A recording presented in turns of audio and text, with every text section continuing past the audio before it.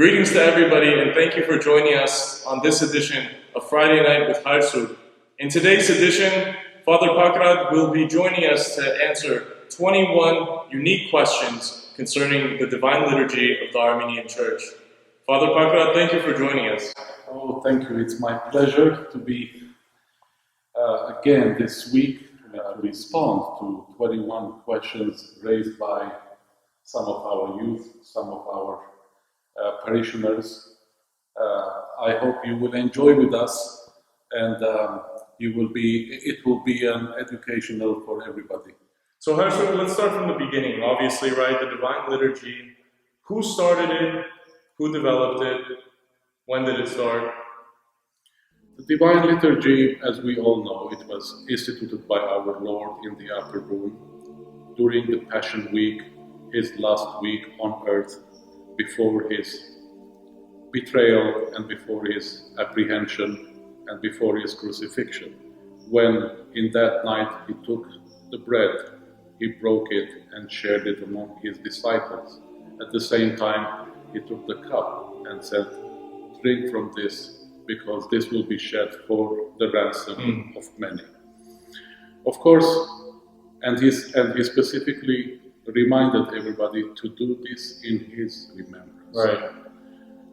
After the ascension of our Lord, the first Christian community, what they did, they simply gathered, they broke bread, and they had an agape love gathering, a simple divine liturgy with some scriptural learning, a study, a Eucharist, a sort of a Eucharist, a Thanksgiving, and this was done already from the apostolic period. I can simply remind everybody that when you read Acts, the book of Acts, especially chapter 2, they were the first Christian community. They continually devoted themselves to the apostles' teachings and to the fellowship, to the breaking of bread and to prayer. And again, in chapter 2, day by day, they continued with one mind in the temple and breaking bread from house to house. They were taking their meals together with gladness and sincerity of heart, praising God and having favor with all the people. Wow. So this is already from the 1st century AD. Now, the Divine Liturgy, how did it look back then, and with how much it is different from now? Already we know from the 2nd century, Justin the Martyr, he has given us a kind of a detailed description as to what the first Christian community did already during the 2nd century. And his description is very much similar to what we do today. So not much has been different, or not much has been modified, except additions were done by each church, national church. Like Armenians, we have added several prayers by Gregory of Narek, and just to get back to the original divine liturgical texts, we need to say that the Eastern churches differ from one another in their liturgies, and they are divided into 3 branches. First of all, the divine liturgy, the text, concerning the text.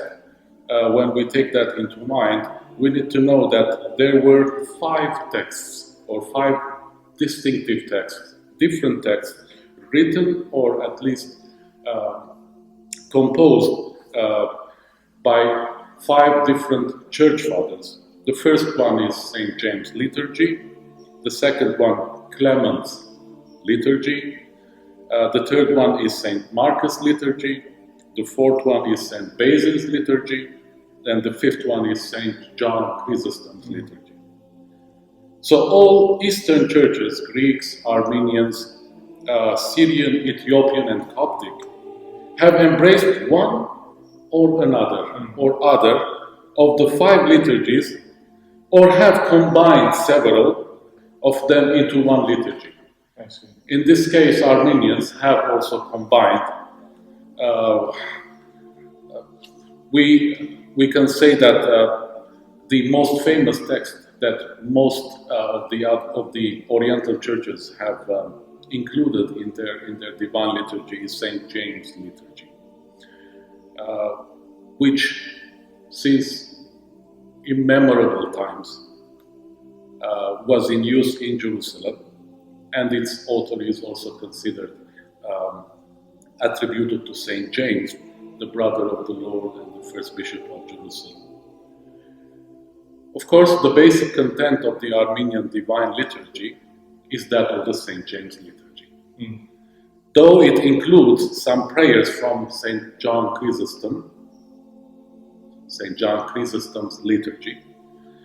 And we can find some additions too done by Armenian church fathers. Actually, now that we know the origin of the Divine Liturgy, I suppose that the Divine Liturgy is broken up into parts.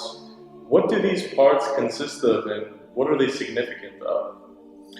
The Armenian Divine Liturgy, like the other divine liturgies of other Oriental churches, their division is visible and almost identical, very close to each other. The Divine Liturgy is divided into 5 sections.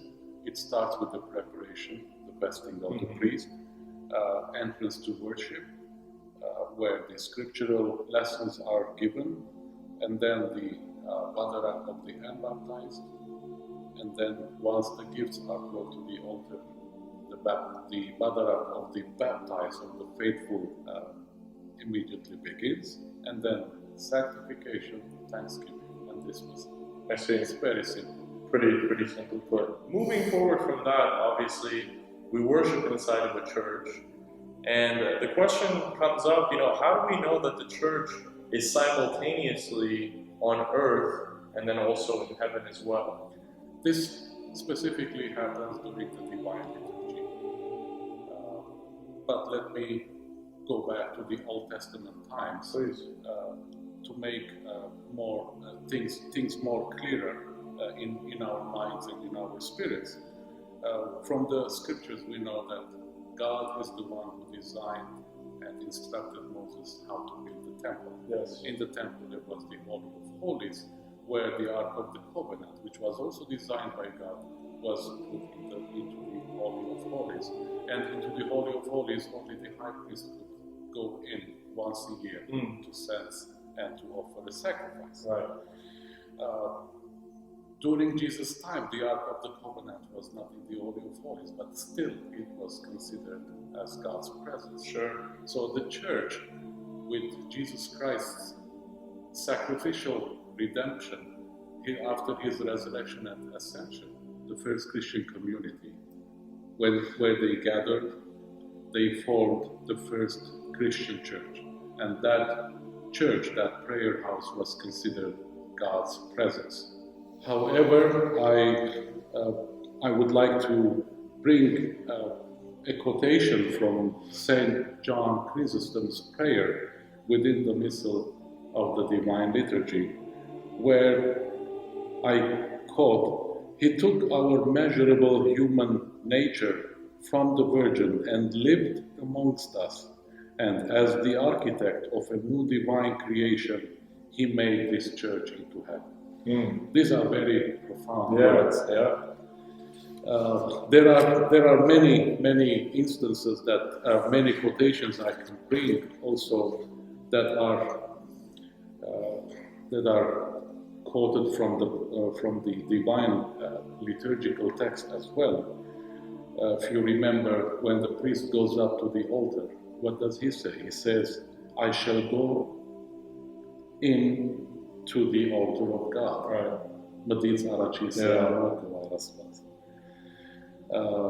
And then he continues, "Send forth your light and your truth. They shall lead me and bring me to your holy mountain." Yeah.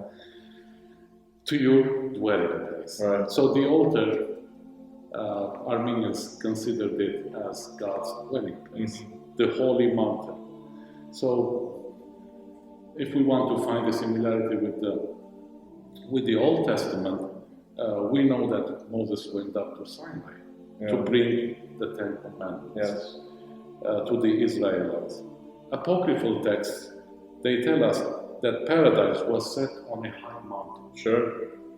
From which Adam and Eve, the forefathers, fell from. And the altar, according to Armenian architecture, must always be on a high place. Yes, yeah. So with the citation of Psalms number 42, the celebrant goes up the altar and stands in front of the altar, declaring, "In your holy dwelling place, in the dwelling place of angels, where humans are cleansed of their sins, and before these sacred signs and this holy thing." So there are numerous prayers and quotations within the Missal of the Divine Liturgy that always remind us that you are in God's presence, you are in a holy place. Very interesting. Here we are already in God's presence during the Divine Liturgy. In His kingdom, where angels worship and glorify the Almighty at all times.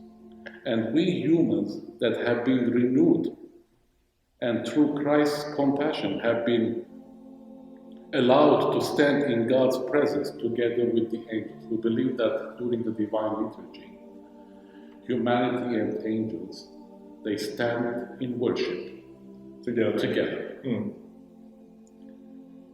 I think this is. I think that's a pretty good answer. So in short, then, they exist with one another simultaneously when we celebrate the Badarak. When we celebrate the Badarak, all stand in worship and praise.